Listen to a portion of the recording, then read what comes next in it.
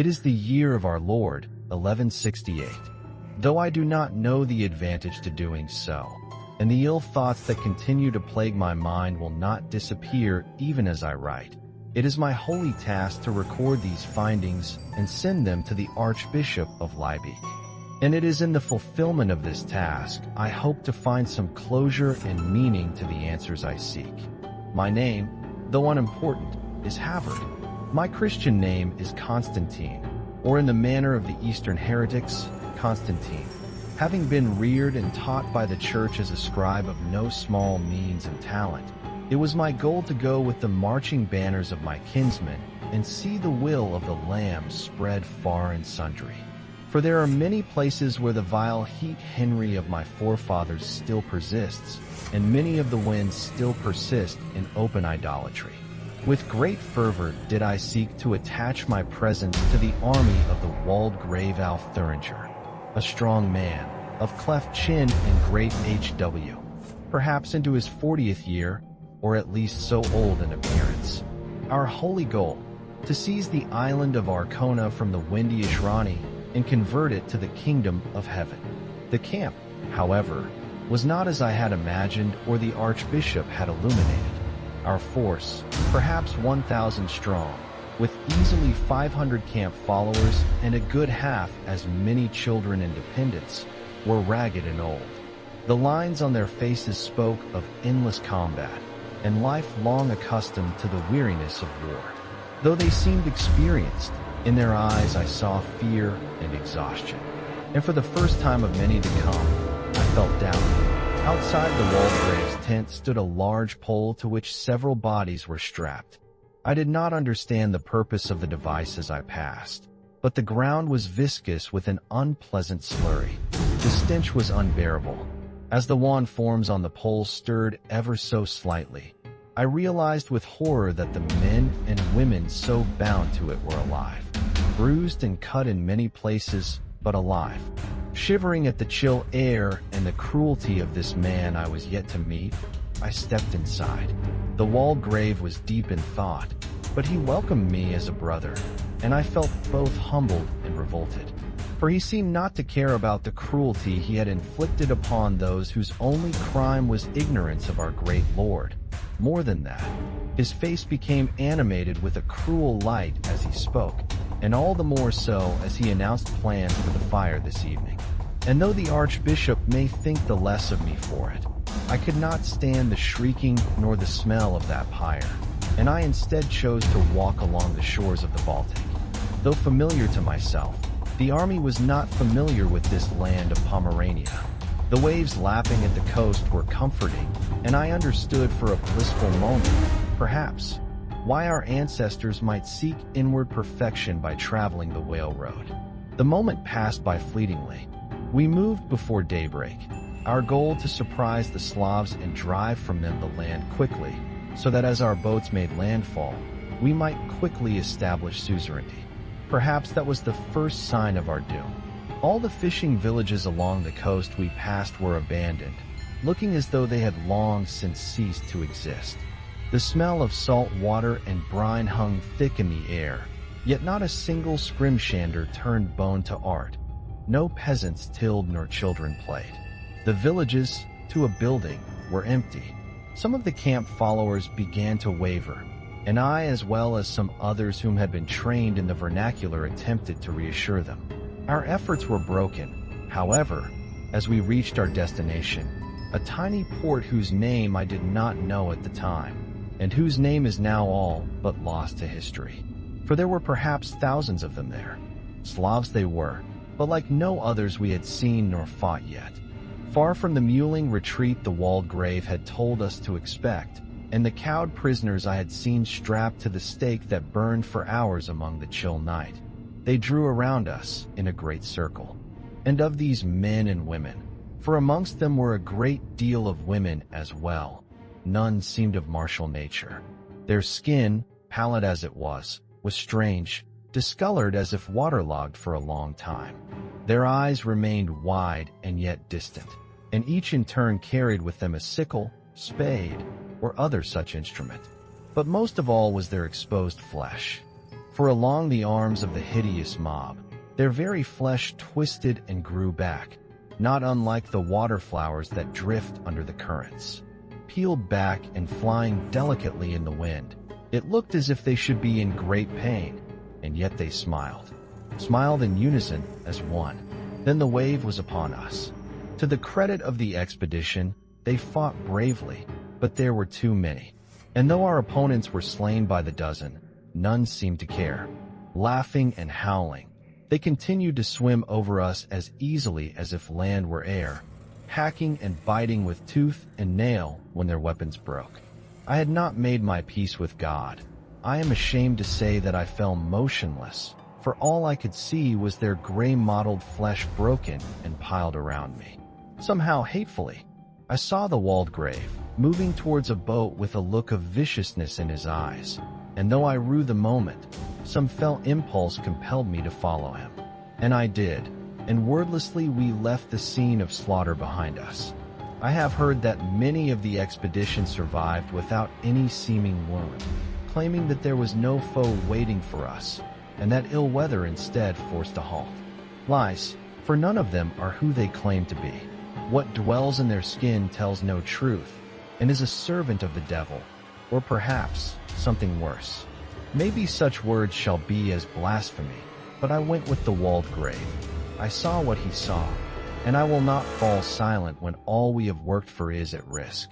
The very fact I am recording this will tell you of the danger beyond the sea, and whether it is accepted or buried is yours to say. But I cannot lie when the truth exists, and I cannot hide what God willed me to see. Neither of us spoke as the boat washed to the shore, or was carried to, which I know not. The beach was bright and strewn with rocks of different size and coloration, in contrast with the village we saw up ahead, which had long since grown thick and dead by flora. Some foul swamp stretched across the island of Arcona, in contrast to what we had heard of it. The walled grave murmured that it was to be expected that slavish merchants would lie of their lands. But a feeling begun to gnaw in my skull, even worse than the teeth of the peasants from before as they bit and chewed and laughed. This place was cursed, for the abandoned village here was no feint nor trick, but long since condemned to ruin. Graves and idols, of stone make, 7 in number, dotted a section of the village where the swamp crept close enough to the village so as to caress it. The walled grave grew quiet, his eyes 2 slits of blue light against the wave of green. "We go further," he said at last. "Through vine and mere we cut, laying plants low to the ground with every passing step. Every step of the way, the incessant laughter of a rook seemed to follow us, but the night bird was nowhere to be found. We traveled for days despite the fact that in that time, it should have been possible for us to walk the entirety of the island and back again. At last we reached a copse, overgrown with trees and strands of pale gray silk strewn upon the wind. Perhaps some weaver wife had used the glen in secret, and after her death or passing the uncaring wilds had swallowed any remnants into obscurity. Or perhaps it was the first explanation I could think of. As I swore, I felt many eyes staring at us as if we were slabs of meat and nothing more. But the walled grave had grown determined, the roughness of his expression haggard from days without food nor water nor rest. We pressed on, and, God help us all, we found it. For in the center of the swamp, beyond the copse, beyond all the open green, there was a dolmen or tomb of some kind, raised above the earth. It was barely wide enough to permit either of us, and for the briefest of moments I wondered if it was intended for a child. Yet, the architects of the building were cunning, for as we drew closer, the entrance seemed to grow larger, just enough so that we could continue in single file. Down we went, down into the great belly of the earth, and in the damp, mudstone staircases overgrown with moss, there was, even as I hate myself, there was sense of peace. For the ground was cool under my feet, and I could feel it seeping into my skin where my boots had long since torn. The air intruded upon my neck, and seemed to clear my eyes, and I felt a great happiness. And then I realized that this happiness was not merely my own, and I grew scared. The chamber ahead of us was carved of no rock I had ever seen, but a soil, red as clay or rust, and smelling of fresh-cut grass. A dais built of strange, marble-like stone, and well-maintained, showing none of the wear of all else we had passed, loomed in front of us, and on that, so help us all, on that stood the beating heart of the place. No organ, perhaps, for it was 5 times as tall as I and had limbs, serpentine and smooth like that of the great snake, yet covered with a shimmering dust that caused my mind to go to heady and hideous places even as I beheld the many lacerations that coated the creature. Its breathing was measured, but broken, wounded, and as I realized it, so too did the walled grave, and with iron-shod determination, he clutched his blade in front of him. No ordinary sword. It took 2 hands to hold. I had heard it was forged of a steel built only by the Saracens in the Holy Land, and that the blade had been used to slay a great many heathens. It was completely useless, for at that point, it opened its single eye, the entirety of its body opened. There was a sound that even now, I found humorous, like a child seeing a new friend or an innocent maiden, and the walled grave was pulled towards the dais with an equally, terrifyingly funny scream. I laughed so hard that tears streamed onto my bare feet and into the warm, welcoming soil around them. His sword had broken completely and was being digested by a nearby wall, of course, as was the walled grave himself. For there was nothing I could do, but for some reason the entity had chosen to spare me. The smell of rose petals welcomed me as a new path, also of red and clay-like material, sprouted in front of me. I followed it without complaint, simply happy to be alive.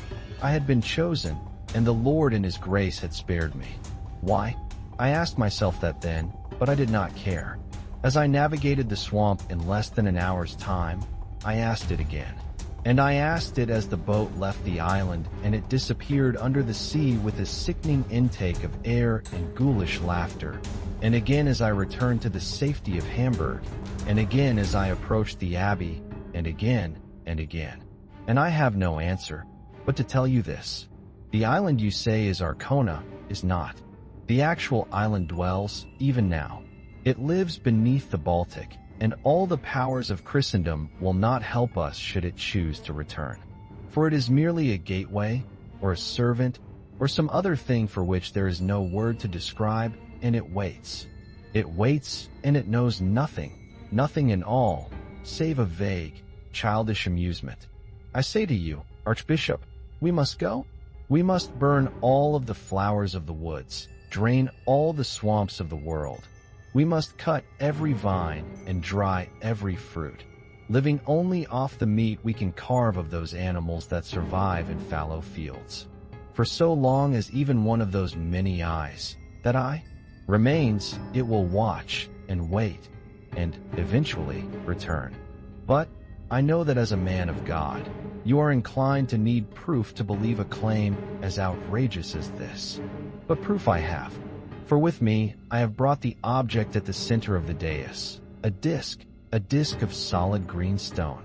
And this disc, I know, shall be our salvation. So is the testimony of Constantine in the year of our Lord, 1168. The confessions of one scribe Constantine were viewed as madness brought on by severe dehydration and starvation, aided perhaps by ingestion of spores that had, upon inspection of the deceased scribe's spine, had grown so thick as to impede the passage of air. Though one green disc was found among the possessions of the scribe shortly after his passing from malnutrition, it seemed to have no purpose and was eventually sold to a merchant of the Hanseatic League many years hence. Having viewed the loss of a wild count and scribe as an unfortunate loss, even as the relative lack of casualties amongst the expedition and local populations of Arkona brought joy to all, the Archbishop ordered the confessions of the scribe kept public, though their lack of substantiation and lingering pressures brought on by the Reformation eventually caused their decline in interest and eventual loss. All modern copies being reconstructions. The island of Arkona, now known as Rügen, was occupied in the 1168 CE.